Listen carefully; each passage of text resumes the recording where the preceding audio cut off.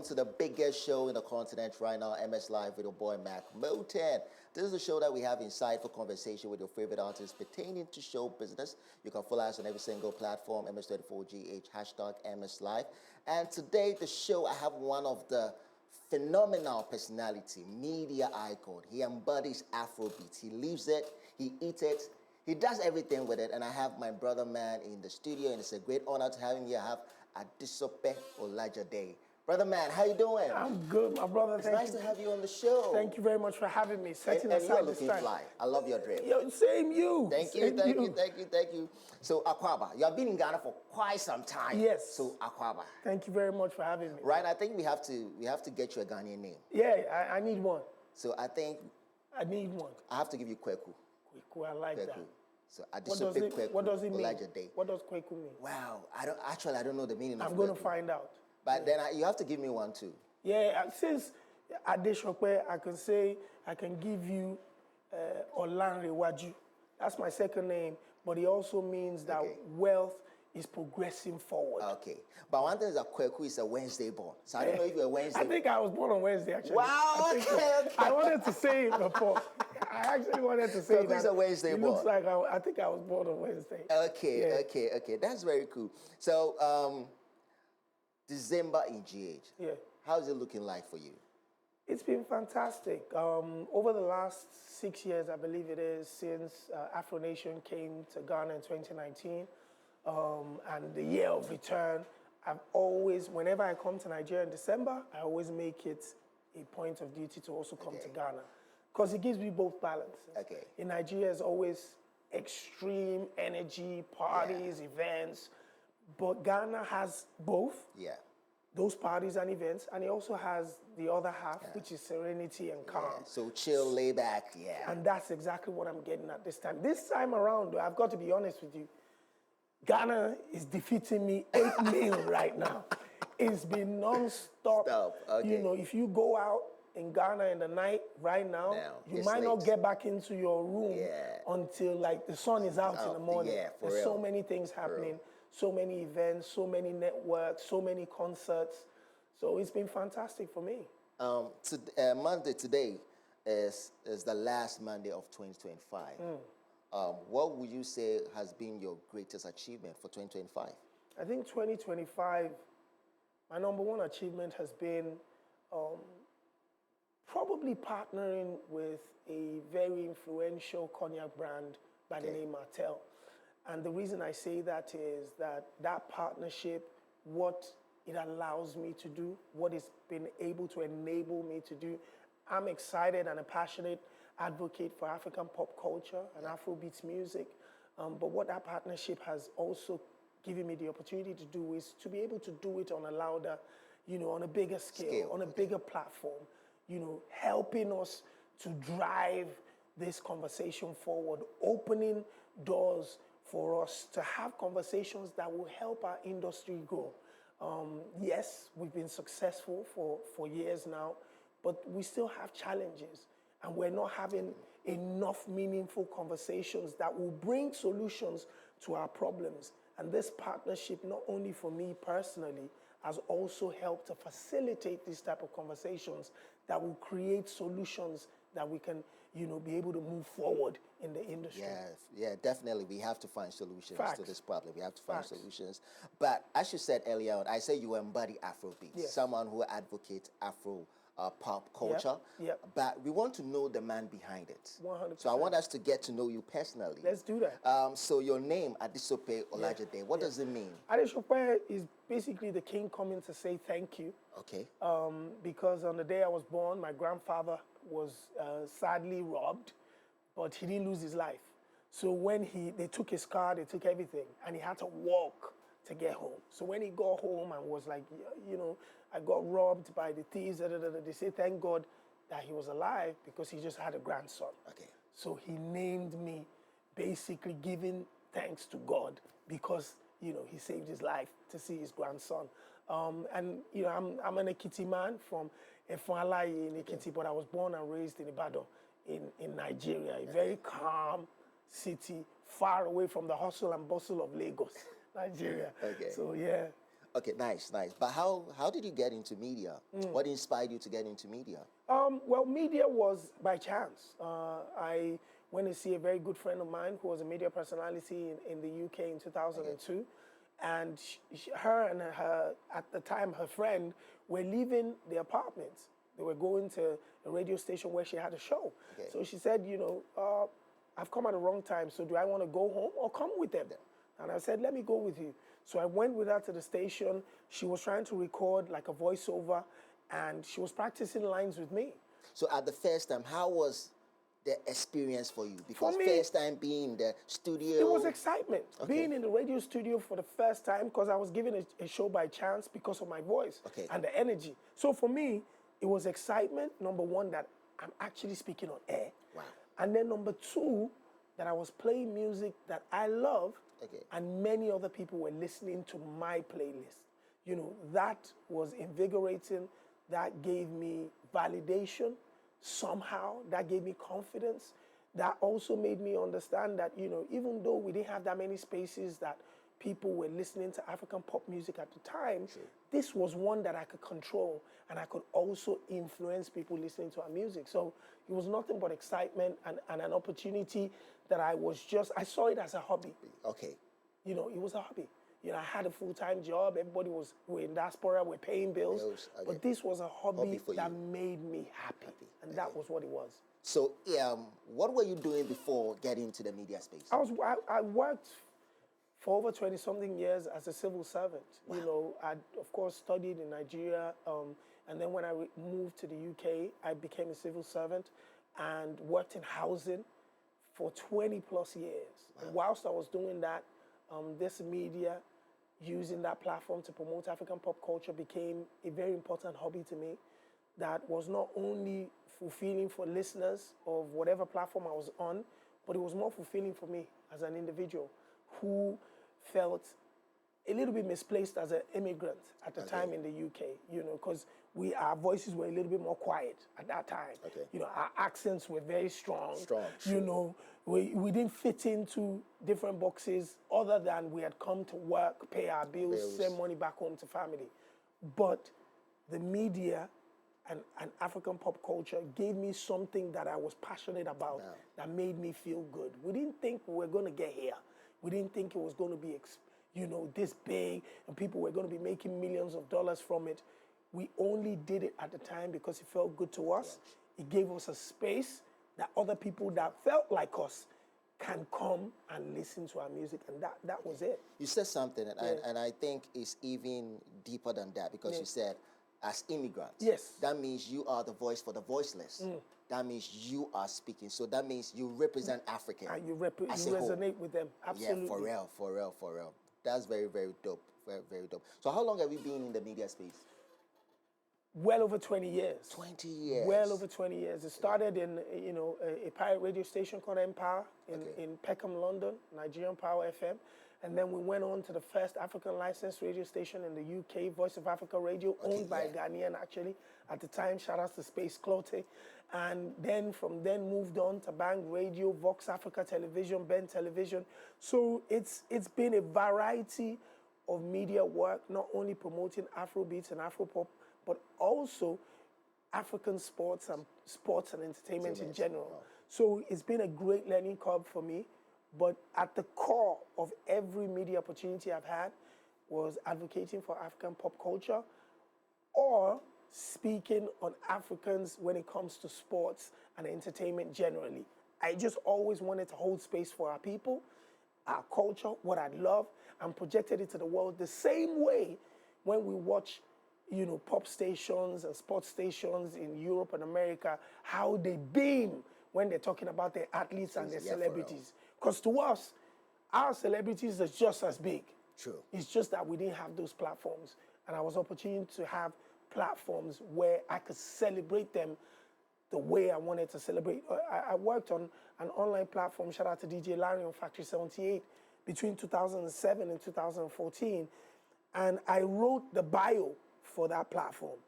And in that bio is what I carry till today. Wow. The Factory 78 TV was created to celebrate African celebrities and entertainers the same way the mainstream media celebrates theirs internationally. As you That was said, the aim. you had that book and Yeah. you had it in your memo. Will you say right now it's 20 years? Have you been able to achieve that? 100%. I think when you see me in a room, you hear my voice, the first thing that comes to people's minds, even on the streets of Accra or Lagos, is this is somebody that celebrates African entertainers. And I'm even surprised at some of the reactions that I get from people. That's the first thing that comes to people's minds. And when people see you for the first time, and whatever it is that they recognize you by is what you're most known for. Yeah. And in my case, I'm most known for advocating, elevating, and celebrating African entertainers. And I think that job's been well done over 20 years. Okay. One thing I say is that Nigerians have a way of selling their music to Africans. Yes. They have the mentality of African. Yeah. They don't think just as Nigerian. Yeah. And our part of the world, I'm a Ghanaian.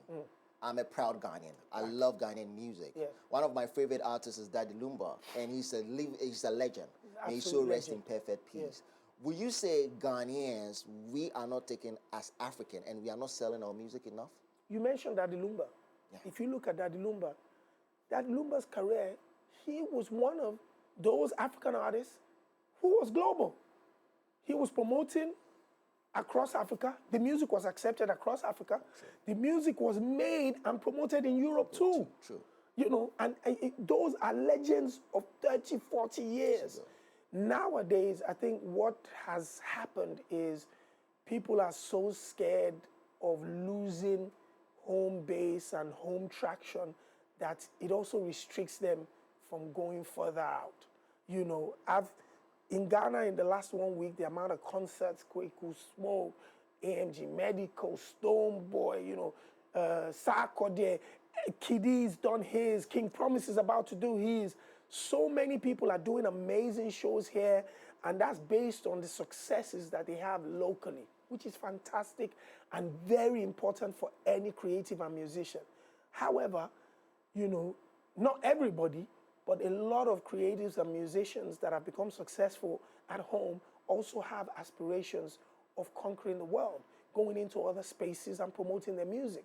For you to do that, you'd have to leave your comfort zone and go into the unknown to market your music. And I think in some cases, some Ghanaian artists who have had amazing runs and fantastic music have probably taken a slower step in, you know, going abroad and marketing the music and doing it across Africa. You know, I went to Uganda a couple months ago and I was blown away at the importance of dancehall music. I had to call my brother Stonebwoy and say, I'm surprised that you are not doing concerts in Uganda. Yeah. Reggae dancehall is the #1 genre in Kenya and Uganda. #1 genre. I believe the only places out of Jamaica that plays reggae dancehall is that much is Uganda and Kenya. Wow. So any dancehall superstar here, icons like Shatta Wale, like Stonebwoy, must be in Uganda, must be in Kenya, because it is bread and butter there. They will feel right at home. That's the #1 genre. Yet, I don't think I've seen that. Okay. You know, and that goes to what you're saying, that probably some of them must step out of the comfort zone. Again, Ghana is a very successful country. You know, your currency is very strong. So when you're making a lot of money in Ghana, sometimes there's no urgency to get out in comparison to other countries, perhaps like Nigeria, where, you know, $1 is maybe 1,000, whatever it is. So people have that, and Nigerians generally by nature really travel the world and try to find hustles in different parts. And I think that reflected in the way we promote our music. Okay. One thing I want to say is that I feel like music in general, I don't want to put all the blame on the artist. Yes. I feel like the media too has to play a role.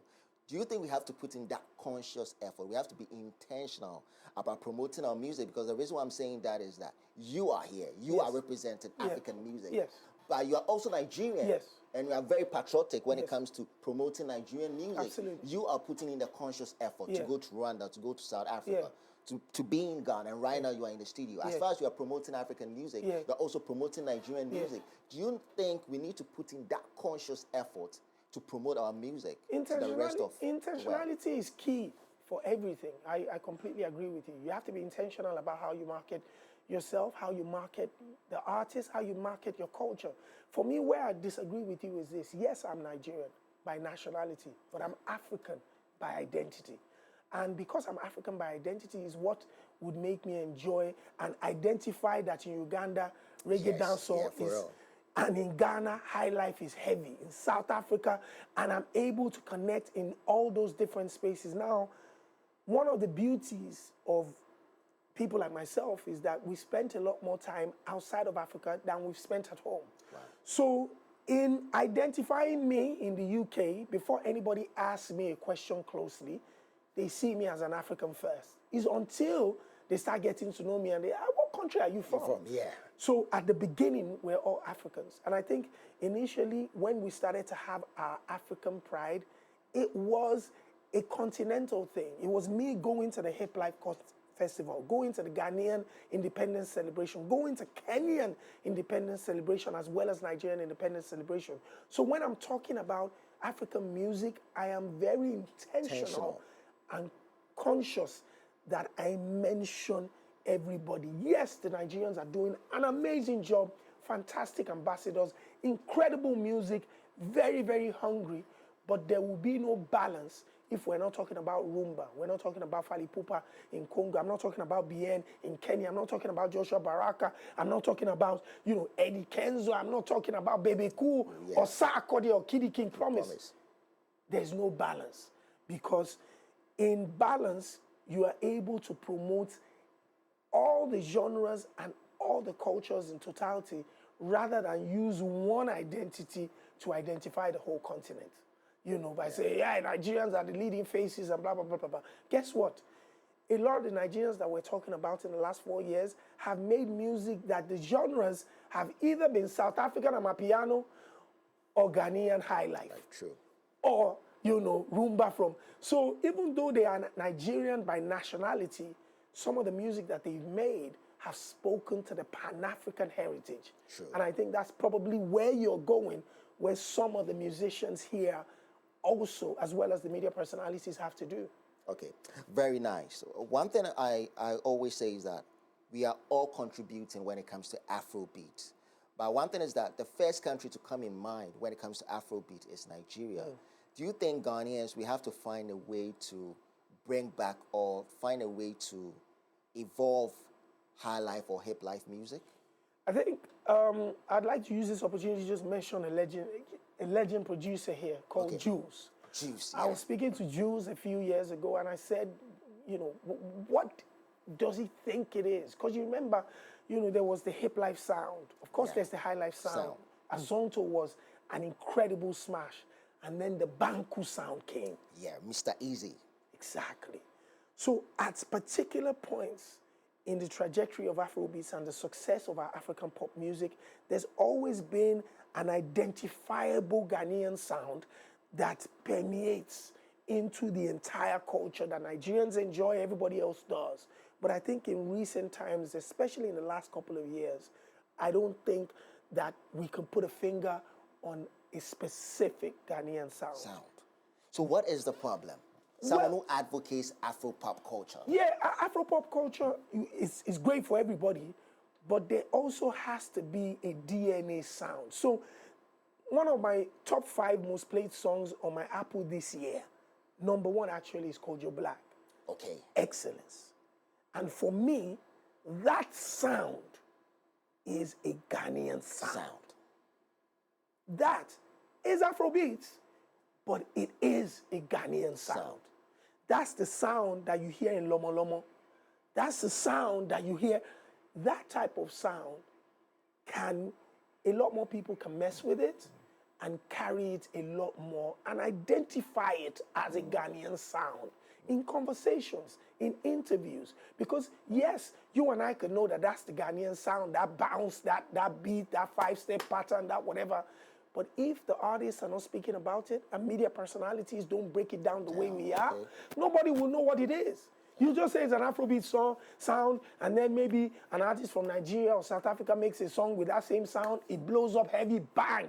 Hey, they say it's a Nigerian sound. We have to own whatever it is that we have and identify it. But like you said, there must be an evolution also of high life. And Ashake is an evolution of Fuji music. Yeah. And because of that, it's carried Fuji around the world now. People know what Fuji is. Yes. And people are making different derivatives. So why not a King Promise or Kwame Eugene making a high life song, hybrid album, and carrying it around the world and bringing people back to the essence of high life? Yeah, one people I really love their music. They are doing high life music. Cavemen. Incredible. And how it has really evolved, even the sound. It sounds very different. Incredible. And I listen to them a lot. A couple of years ago, when I first ran into them, the first suggestion I gave them, you would not believe, was a collaboration with Sarkodie. Wow. That's what I said to them. I said, I can imagine Sarkodie on a caveman beat. You just think about that. Wow. Wow. And that was years ago. I was already thinking of bringing true Ghanaian sound on the caveman new high life sound. Okay. What that will do. And those are the kind of things that we need to be thinking about. I also think we also need to play a part to make sure the listeners, the audience understand. Because one thing with what you're saying about Kojo Black, Yeah. his lyrics, there's a bit of Ga in it. Yeah. But people always have the feeling because of the accent that, Yeah. oh, he sounds like Nigerian. And Olive the Boy. And Olive the Boy. Yeah. That's the problem. But with the sound, you feel that high life element 100%. in it. 100%. And I think we also have to give grace to some of these young creatives. They are inspired by a variety of things. You know, you'll be surprised to know that maybe a Kojo Black, as much as he's inspired by Sarkodie or Braford and all of these Daddy Lumba and stuff, he also listens heavily to Wizkid and Davido and Burna Boy. And when he's in the creative mode, is what comes out of the subconscious True. that they put on the lyrics. So, but he's carrying the flag in the sound. That is enough. Okay.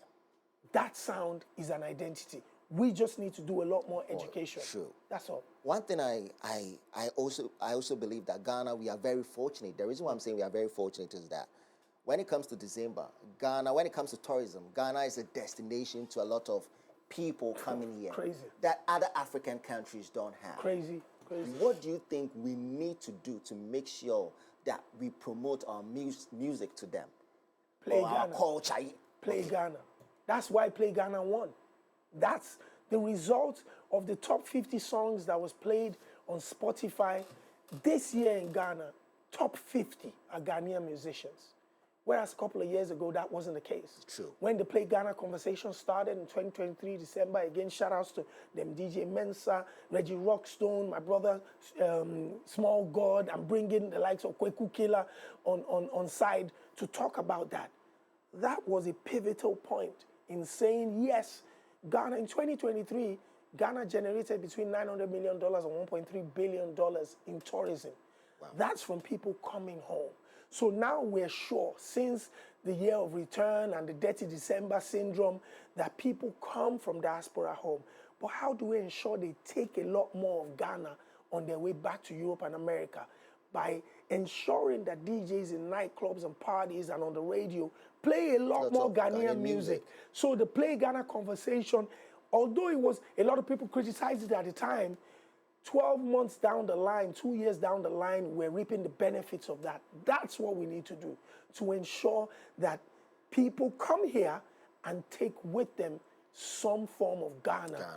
On their returns back home. So with the Play Ghana, yes. Adesope, you agree with me that means we have to be very, very intentional. 100%. Every club, before you go crazy with any other big records from Nigeria or South Africa, or, you know, at a point in time, Amapiano was the biggest genre in Ghana. True. You know, and people, I couldn't believe that when I come home, you know, I've got my brother Charles here. Whenever he's driving me in the car, the first thing I say to him is, can you turn the radio on? I want to hear what they're playing. Yeah. I want to listen to what my people are listening to here. As a music person, when I go back home, I could talk about that. Oh, King Paluta. Oh, this one, that one. Because I could listen on the radio. But when everywhere I go into, they're either playing on my piano or songs from Nigeria or whatever, then you're completely killing, you know, the creative industry here.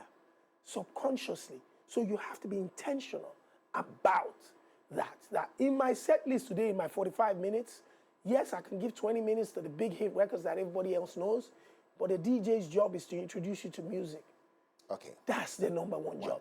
True. What are one of the things you have witnessed, or one of the potholes you think like Ghanaians we can fail to make our industry a better place?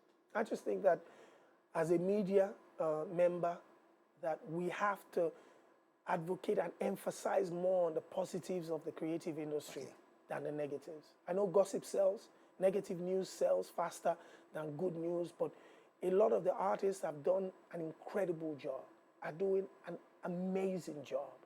And a lot of them, you know, they still feel very scared of the Ghanaian media, that the spotlight usually is on the negative side rather than the good works that they're doing.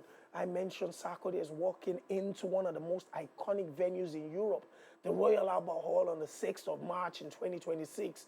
This is not only a milestone for Ghanaian music, it's a milestone for African music in general. There are only a few people that have walked into that arena that I'm aware of. Once you're talking about maybe Angelique Kidjo, you're talking Wizkid, you're talking Ashake, you're talking maybe Diamond Platnumz, Fireboy. Now it's Sarkodie. This is a venue that is not about the money you have in your pocket. Your status has to be approved as a global superstar to be able to perform in the King's Playground. True. That deserves the huge spotlight from back home projected to the rest of the world. That one of ours is about to do something unprecedented. Rapperholic at Royal Albert Hall. That's what we need to do 6 more. March 2026. Everybody will witness greatness on that day. But what makes Ghanaians very fixated when it comes to the O2 Arena? Because it seems we want our A-list artists to perform at the O2 Arena. It's because that we, as Nigerians, we make a lot of noise about it. And when we entered those arenas, it was something that we were so big and celebrated. And because some of the biggest musicians that have ever come out of Nigeria have walked into those rooms. But you also have to understand that it's not about incredible music alone. It's about, you know, population. It's about popularity. There's a lot more Nigerians, you know, I'm sure in the UK than a lot of African countries. So when a superstar comes out of Nigeria, you're bound to get more people buying tickets to go and see them. So Ghanaian audience, rightly so, want to be able to have bragging rights as well, that their artists are walking in the same rooms as the other big superstars in the world. And that's what people like Sarkodie is doing and has done. And I said to him that, I know you've had an incredible run for 15 years and you deserve to sometimes take a sit back, you know, smoke your cigar and sip your little bit of Martell or whatever it is. However, your responsibility again is that as the king moves, so shall the young ones. That's true. If Sark is not stepping, it will be difficult for Kiddy to be inspired. True. If Sark doesn't step, it will be difficult for Black Sheriff to move. If Sark doesn't step, you know, Kwame Eugene will be stuck somewhere in Accra here. So even though he's done a lot already, one of the first people to pick up a BET award, you know, at the times when we weren't being credited in front of the television, one of the first people to also pick it up at the times when we've been credited. Collaborations that have done incredibly well, but we need him to keep stepping forward. Hence why moments like this at the Royal Albert Hall needs to be celebrated, applauded, and spoken positively about, because it gives birth to a Kojo Black dreaming of filling the O2 Arena one day. Okay. But I believe, as I said, I'm very patriotic. I'm very passionate when it comes to Ghanaian music. You should. When it comes to African music, I'm very passionate. Which artists do you think right now, when it comes to the aura, when it comes to the media presence, when it comes to the stage presence, will be able to fill the O2 Arena? We've mentioned one in Sarkodie. Yeah. Without doubt. That's a leading pioneer when it comes to African pop music and representing Ghana at the fullest level. When you mention Sarkodie, the flag of Ghana stands right by his name. True. Another name that excites everybody and sometimes can be polarizing is without doubt, Pa, Pa, Pa, Pa, Pa, Pa, Pa. Without doubt, you know, that's another exciting energy from Ghana that has what it takes to step into arenas like that. not leaving behind someone like Stoneboy, who's gone far and wide and represented at the highest level. Listen, the three S's, without doubt, are the first names on any board that can fill out venues like that. And when you see them at stadiums at home, you know that they have the capabilities of walking into arenas like that abroad. But it takes more than just your people. You also have to market across the aisle. You have to go into different territories. You have to leave your comfort zone. You have to invest in PR, marketing. You have to do interviews on different platforms. Wake up on time. Don't let the media down. You have to do social media content. This week, Davido was in Ghana and everybody felt it. Not only did he perform at over 6 or 7 events, he also stole the hearts of Ghanaians by connecting through bloggers like GH Hyper, like myself. Sure. His presence is felt not only in Nigeria, but in Ghana and South Africa and the UK at the same time. That is intentional. That is strategic. That comes with budgets. That comes with planning. That comes with also vision. That's what people need to have to be able to conquer that. You have been in Ghana for quite some time now. Yes.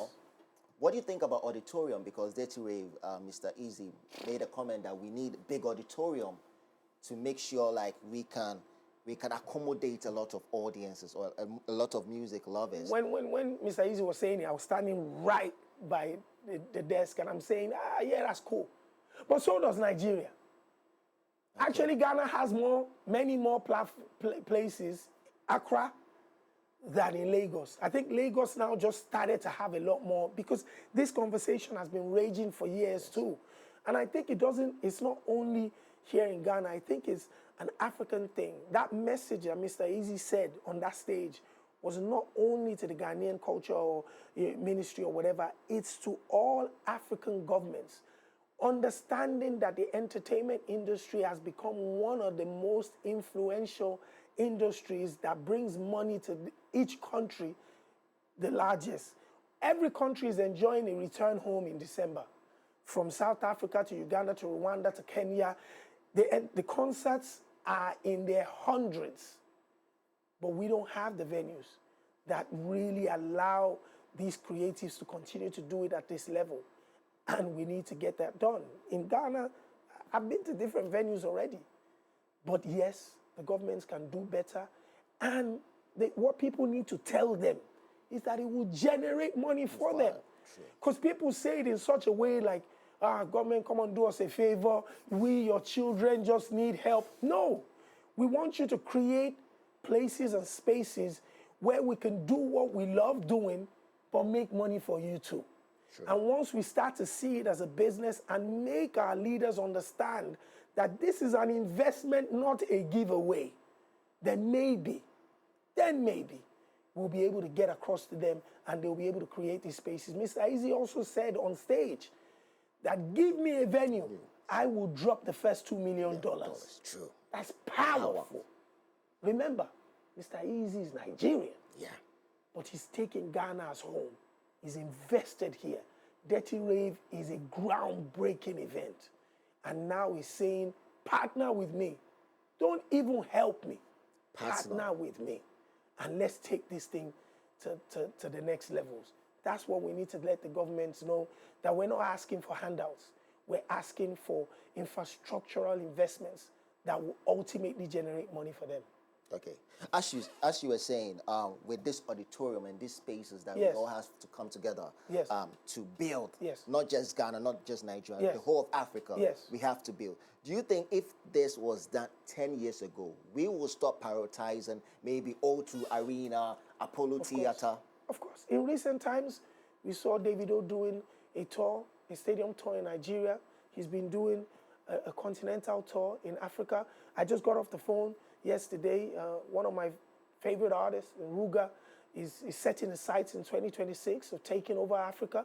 But the problems that affect us is that they're not able to put a tour together perfectly because, they have to look at specific venues in specific countries. There's no clear tour path.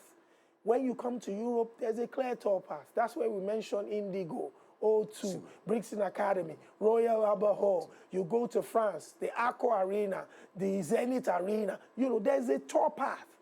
We want tour paths in Africa because that way it allows even the creative industry to blossom a lot more. And if that had been done 10 years ago, a lot more people will prioritize touring Africa than even touring Europe. One thing people don't know is, as far as we African, we are selling our music to them. Yeah. Africans who are based in the UK and rest are also buying tickets, and we are helping the economy. Of course. That's one thing we are not paying attention to. The O2 Arena, almost 70% of the money that goes into that show stays there. The renting of the venue, the buying of the hot dogs, the burgers, the cokes, whatever, the buying of the tickets. The only money that probably leaves the O2 Arena is the money that they pay the artist. Wow. Yeah, everything else stays in that country. As you were saying, I want us to get deep into that. Yeah. After all this show is done, making all the noises, we are very happy. Oh, Whiskey has performed at O2 Arena. Burna Boy, Sarkodie has performed at O2 Indigo and rest. Do we make enough profit out of it? That's the question. No. Every single concert promoter that has sacrificed, because that's what I'll put it, sacrificed for Afrobeat shows in Europe and America have lost more money than they have made. From all your Alodias, from all your Aquabars to Smade, Rockpo Cocoa Bars of this world, they have lost millions of pounds that they could have used to enrich their families. It is throwing concerts for Afrobeats and African artists in Europe and America has become a passion project. It's not a financial incentive. Because if it was, these guys would be multimillionaires flying in private jets by now. And we will not be losing out to organizations like Live Nation. You know, again, we want it to get to a consistently profitable area. But for us to get there, it's going to take a collaborative effort where some of the artists will also be realistic about their financial rewards from a concert.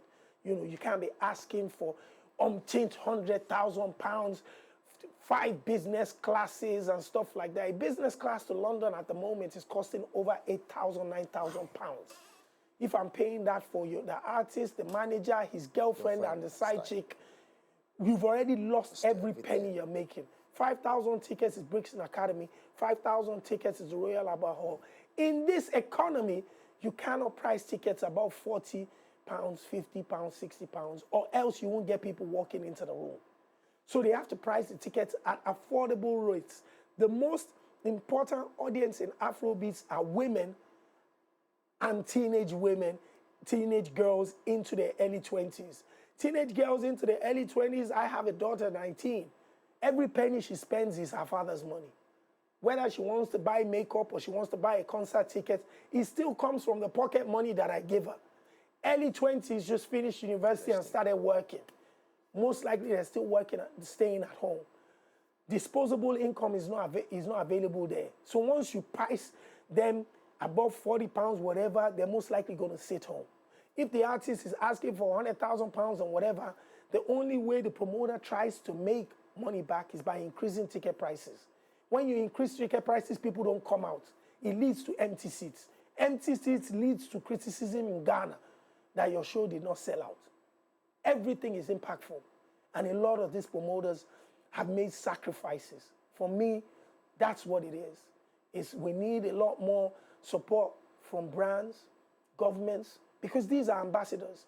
In the last 20 years of my life, the most influential ambassadors to me have been the musicians. Whether it's been a Nigerian, whether it's been a Ghanaian, that's my ambassador. Sure. That's the person that's speaking, that has opened the door to my confidence in Europe, that has made me say that my name is not Ade, my name is Adesope. Because of the successes of Whiskey, Two-Face, and P-Square, successes of Castro, Tiffany Stage, Fuso DG, those successes is why my African pride rose. So yeah, I think this conversation is very. I'm getting very emotional. Yeah, I think it's a wake-up call for us. 100%. It's a wake-up call for us. We have to make Africa a better place. We have to find a way to make sure when it comes to our economy, we have to find a way to boost it. Because we're doing all this, and at the end of the day, it's just a sacrifice. Absolutely. Just promoting the music, and we are just getting peanuts. At the end of the day, it's a loss for us. Petroleum. We make petrol here in Nigeria, in Ghana, or wherever, but we sell it to the rest of the world. Well. We make cocoa here. We sell it to the rest of the world. Gold, we sell it to the rest of the world. Now Afrobeats and Afropop, we're selling it to the rest of the world. Back home gets peanuts of the benefits. The record labels are now becoming, the distributors are now the ones that are enjoying the lion's share of our creative industry from here. The only way that we'll be able to retain some of this money and a lot more of this money is by investment from the government, ensuring that the economy is better, and also encouraging brands to support our creative industry. Let us be able to retain a lot more of that money here. Yeah. Kumerica is as influential in Kumasi as it is in London. True. Those boys, the Asaka boys, they are there, but they are resonating in Germany. That in itself is an avenue for government to say, okay, not only the diplomatic ambassador has a voice, Sarkodie has one. True. So let's try to make this That's thing why better I was for saying us. that, like Ghana, we are very fortunate because when it comes to tourism, here's a destination. A lot of people come here. So I think we really need to take advantage of it. 100%. I think we really need to sit down and plan. Yeah. As an Africans, we just have to come together, all hands on deck, to plan, to retain a lot of these things 100%. in this country. I think that's one thing we have to do. Yeah. We can't talk about everything, and we will not talk about December in GH. Yes. There's been a lot of shows here. Yeah. And you have been on a lot of shows. Yes. Which show will you say you really love it? There's more to come. Yeah, there's more But to come. right now, Yeah. the shows that you have been on, which show will you say is your top notch? So I came here on the 25th because of one reason. Okay. Sarkodie. I was supposed to come on the 26th, but I changed my dates because I found out Rapaholic was on Christmas Day. So experiencing Rapaholic in Accra is an emotional experience for me. Obviously, just watching Sarkodie in his element, doing his own thing, that's a rap show. And to see people come out like that for a rapper and rap every single song for the whole night is a different experience. And he's one of my favorite musicians from Africa, so that one's easy. But also just 24 hours ago, I got a phone call that another bunch of my legends was about to perform about 30 or 50, almost 200 meters away from me. R2Bs. Okay, around the world. Yes. So it's almost like someone gave me money to be able to go and see them perform. And each one of these performances has a standout. We were at Afrofuture yesterday. Yeah. And today to the day two. Day two. And Afrofuture yesterday, Ashake took it to the next level. And what I've been seeing on videos, Kweku Smoke's entrance on stage at his own show, dropping from the helicopter. Yeah. Come on. Come on. That is any global standard. Zama Disco, the marketing for that, Black Sheriff, AMG Medical, looking at Medical on stage, doing what he was doing. Stone Boy with the crown. Come on. You have to give everybody a shout out. True. It's impossible. Giddy, you have to, because we know what it takes to put up a show. So true. So when people criticize sound or this or that, yes, we can do better with, maybe our sound, our production in every area, but I can guarantee you that the quality of production I saw in Nigeria and I'm seeing in Ghana this year, both countries have completely gone through the roof. Taste of the culture. I'm looking at global level production quality in Lagos and in Accra. I kid you not. Best I've seen in years. So there has to be you have to applaud all these guys. Yes, we can do better, but each one of those shows have been fantastic, and I'm looking forward to day two at Afrofuture, and of course my brother, Promised Land, King Promise. Okay. On the 30th December, guys, all roads lead to Good Pack for Promised Land. So guys, get your tickets. Come, let's have fun. Let's enjoy authentic African music. So yeah. So 2026 is around the corner. Absolutely. What should we expect from Adesope? From Adesope, just more opportunities to promote my people, opportunities to promote my culture, promote the music, more stages to be on, elevating our people, more partnerships that will create spaces to uplift us I think that's what you should look forward to. I'm speaking to platforms as influential as Billboard Africa, Billboard, as Rolling Stone Africa, Hot 97 in New York. These are global platforms that are now looking at people like myself to partner with us and elevate our voices and our people. And I think, most importantly, apart from good health, I think we should look forward to partnerships that will elevate us to the next level. Yeah, guys, we have to look for partnership that will elevate our economy, it will elevate our music. You know, everything is ecosystem, so we all play part to make sure we make Africa a better place. Guys, Absolutely. It's nice to have you on the show. Thank you, sir. Really appreciate your time. Thank you and so today much. we are going to be at Afro Future, so we are going to party and listen to African music. 100%. Yeah, guys. So let's take a breather. I'll be back in a bit. Senior, nice to have you. Thank you really so much, man. That was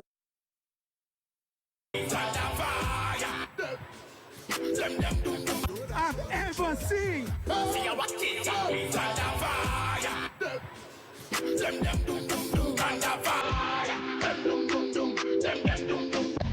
Traffic and it's on red eye, we ain't stopping.